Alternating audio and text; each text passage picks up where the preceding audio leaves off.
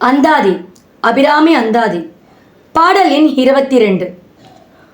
கொடியே இளவஞ்சி கொம்பே எனக்கு வம்பே பழுத்த படியே மறையின் பரிமளமே பனிமால் இமைய பிடியே பிரமன் முதலாய தேவரை பெற்ற அம்மே அடியேன் இறந்திங்கு இனி பிறவாமல் வந்து ஆண்டு கொள்ளே. பாடல் வழியாக பார்ப்போம்.